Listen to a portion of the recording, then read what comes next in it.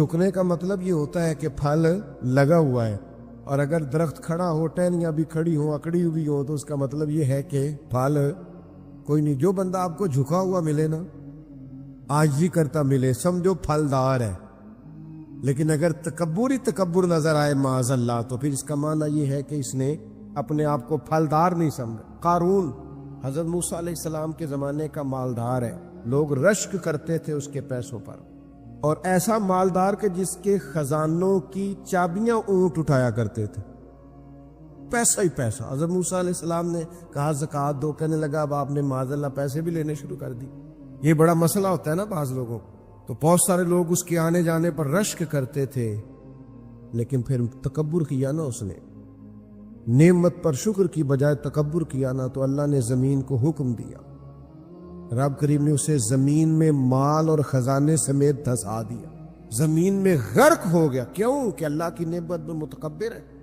अगर आजिज़ी हो जाए इनके सारी, और यार रोब और दबदबा तो हजरत उमर का था ना, 24 लाख मुरब्बा मील पे हुकूमत थी, दुनिया डरती थी, अमन था, उमर होती थी दुनिया में। और उमर बाग में खड़े होके कहते थे, अच्छा खत्ताब का बेटा और अमीरुल मोमिनीन, अच्छा अब तू अमीर बन गया है, याद रखना, खुद अपने आप से खिताब कर, याद रखना, सही सही चलना, वरना कयामत में रब का सामना नहीं कर सकेगा तू। अपने आप से खुद एहतसाबी तकब्बुर से नेमतें चली जाती, ज़वाले नेमत होता।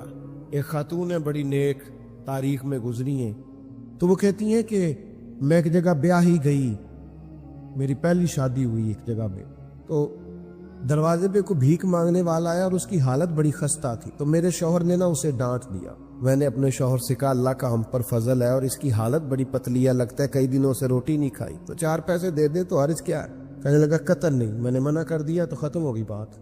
तो बीबी कहती है मेरे पास अपने जाती पैसे भी पड़े हुए थे जो मेके की तरफ से मुझे मिले थे, तो जरा मेरा खामद साइड पे हुआ तो मैंने नजर बचा के ना उस फकीर को 4 पैसे दे दिए, चूंकि ज्यादा ही उसकी हालत बिगड़ी हुई थी। तो कहती मैं पीछे पलटी तो शौहर पीछे खड़ा था, इस जुर्म में कि मैंने एक फकीर को बगैर इजाजत पैसे दिए उसने मुझे तलाक दे दी। कहते हैं बड़ी तकलीफ में थी और अपने दिल में सोचती थी मालिक मैंने तो तेरा बंदा जान के उसकी मदद की है और मुझे ये सजा मिली है। फरमाती हैं इद्दत गुजर गई, मेरा वालिद परेशान था, फिर एक रिश्ता आया, मेरा निकाह हो गया, लेकिन अल्लाह ने मुझे इतना अच्छा शौहर दिया, इतना नेक शौहर दिया, इतना कमाल आदमी। फ़इन्न मअल उसरि युसरन इन्न मअल उसरि युसरा, मुश्किल के बाद अल्लाह आसानी देता। कमाल शौहर अल्लाह ने मुझे दिया, नेक, साले, मोहब्बत करने वाला। फरमाती है उसी तरह मैं एक दिन अपने शौहर के साथ बैठी थी, दरवाजे पे दस्तक हुई तो मैं शौक में उठी, अपने शौहर से कहा मैं दे के आऊं फकीर को। कहने लगा जितना मर्जी दे दो। कहते दरवाजे पे गई तो मेरी चीख निकल गई, इसलिए कि दरवाजे पे जो मांगने आया वो मेरा पहला शौहर था। बेपरवाही वेख सज्जन दी जिथे किसे दी पेश ना जावे, उन्हें माला वाले दर दर रोले ते मंगते तख्त बिठावे। ओए सजना ओ किसे नु कारा मिलदा ही कोई काबे ओ खाली आवे। वो मेरा पहला शौहर दरवाजे, इतने वो भी तड़प गया। कल तक तकब्बुर था, गुरूर था कि हम मालदार है, हम किसी गरीब को क्या दे, लेकिन आज ये हाल है कि वो खुद दरवाजा दरवाजा भीख मांग रहा था। ना कदरी ना शुक्री, तकब्बुर, ये ज़वाले नेमत का बायस बनता। इंसान के पास से नेमत रुखसत होने लग जाती है। एक चौथी बात जो ज़वाले नेमत का बायस बनती है वो ये होती है कि अल्लाह की नेमत को सिर्फ अपना हक समझ लेना।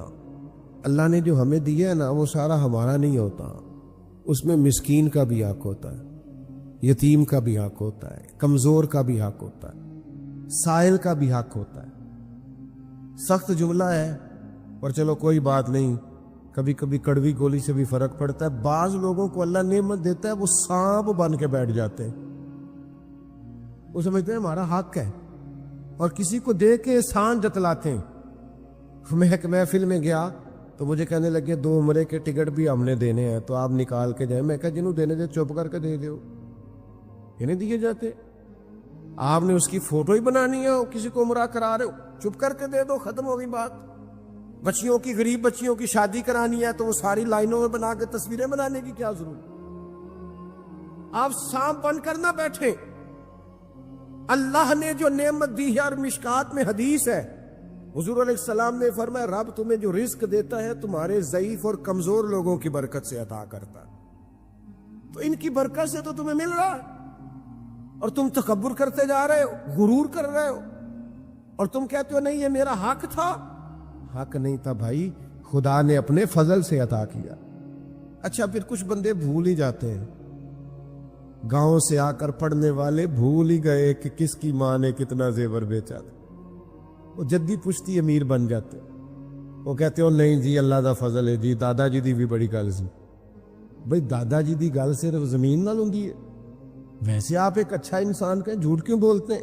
صحیح بخاری میں حضرت ابو ہریرہ رضی اللہ تعالیٰ عنہ سے حدیث مروی ہے، بڑی مشہور ہے. نبی پاک علیہ السلام نے خود ایک قصہ بیان فرمایا بنی اسرائیل کا. حضور فرمانے لگے 3 شخص تھے، ایک کوڑ کے مرض میں مبتلا تھا، کوڑا تھا، ایک گنجا تھا، ایک نابینا تھا، ہر وقت پریشان رہتے تھے. میرے رب نے ان کو آزمانے کا فیصلہ کیا. دیکھو اللہ کے آزمانے کا طریقہ کیا ہے. ایک فرشتہ انسانی شکل میں آیا سب سے پہلے، جس کو کوڑ کا مرض تھا اس کے پاس آیا. حضور سید عالم صلی اللہ تعالی علیہ وسلم بیان فرماتے ہیں اس نے آ کے اس سے کہا کیا چاہتے ہو؟ اس نے کہا یار مجھے کوڑ کا مرض ہے، لوگ مجھ سے نفرت کرتے ہیں، گھن کرتے ہیں، کاش میری کھال ٹھیک ہو جائے، جلد ٹھیک ہو جائے، بیماری چلی جائے. تو فرشتے نے ہاتھ پھیرا، اللہ نے شفا عطا کر دی. شفا کس نے دی؟ ہاتھ کس نے پھیرا؟ تو کوئی حرج نہیں، اگر کسی وقت کوئی بزرگ دم کر دے، ہاتھ پھیر دے تو شفا اللہ ہی دیتا ہے. بخاری میں موجود ہے جو روایت درج کر رہا ہوں. فرشتے نے ہاتھ پھیرا، اللہ نے. اب فرشتہ اس سے پوچھتا ہے پسند کیا ہے، مال کون سا پسند ہے؟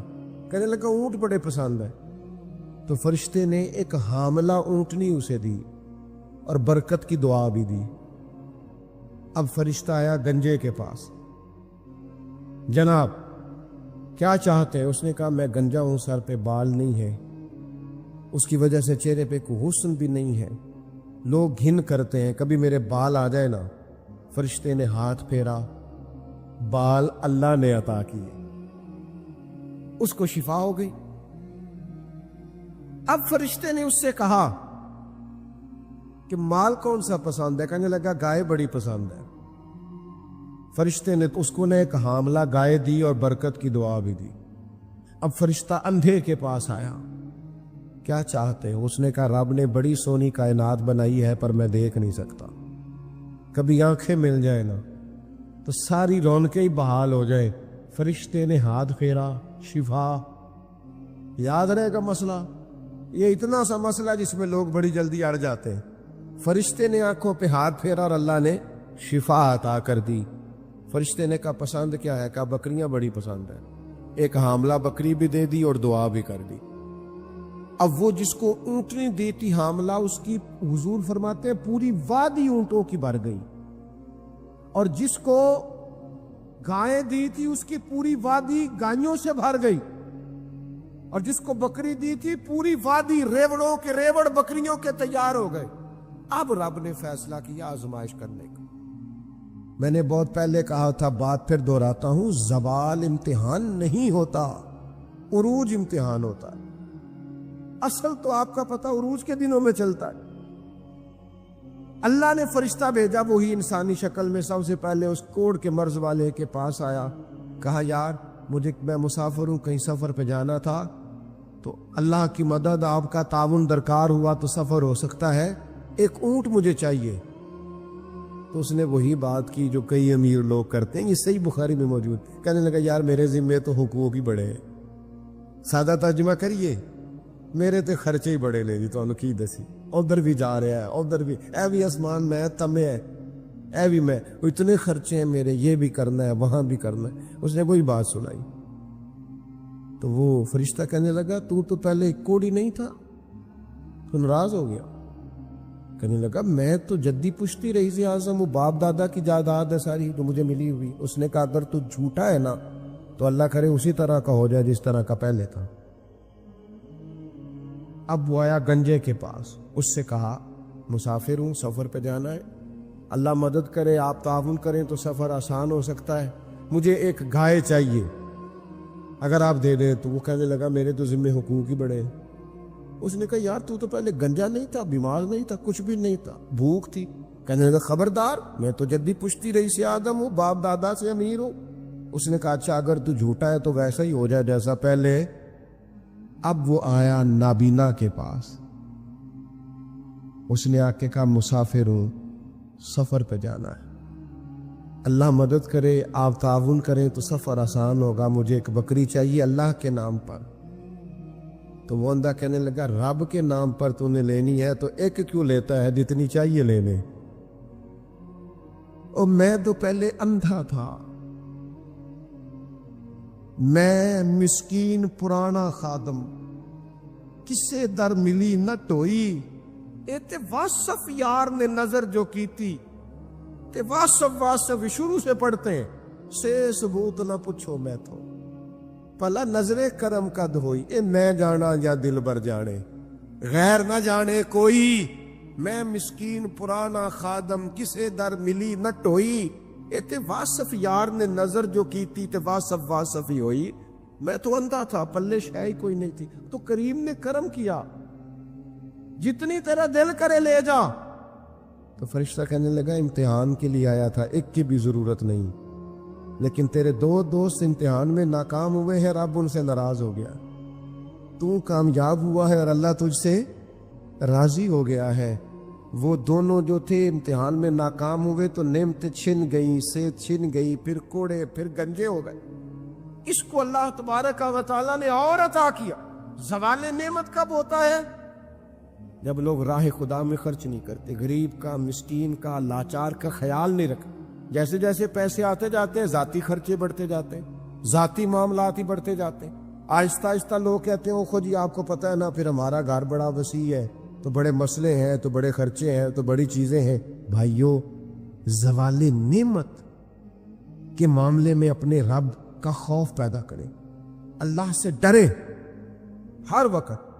جب تک نعمتیں نہیں نہ ہوتی گزارا ہو جاتا ہے، اگر ملنے کے بعد چھن جائیں تو پھر تکلیف بہت زیادہ ہوتی۔ تو زوال نعمت سے بچنے کے لیے تکبر سے بچیں، ناشکری سے بچیں، ناقدری سے بچیں، اور پھر صرف اپنا حق سمجھنے سے بچیں۔ اسے پانٹیں، عاجزی میں رہیں، شکر میں رہیں۔ آپ محسوس کریں گے کہ لئن شکرتم لازیدنکم، اگر شکر ادا کرو گے تو میں نعمتوں میں اضافہ کر دوں گا، نعمتیں محفوظ بھی ہو جائیں گی، ان میں اضافہ بھی ہوگا۔ ہر وقت نبی کریم شکر ادا کرتے، ہر وقت صحابہ اور اہل بیت مقام شکر پر فائز رہتے۔ یہ مقام شکر انسان کو زوال نعمت سے بچاتا ہے۔ اپنے آپ پر غور کریں، اگر کوئی بھی نعمت موجود ہے، وہ اولاد کی صورت میں ہے، وہ صحت کی صورت میں ہے، وہ بہن بھائی، ماں باپ، دوست احباب، بیوی بچوں کی صورت میں، جو بھی انعام اللہ کے موجود ہے، اس میں کبھی تکبر کا شکار نہ ہو، خود پسندی کا شکار نہ ہو، کبھی کوئی ایسا کام نہ کرے جس سے اللہ تعالیٰ کی ناراضگی کا موجب بنے۔ اللہ تبارک و تعالیٰ ہمیں عمل کی توفیق عطا کرے۔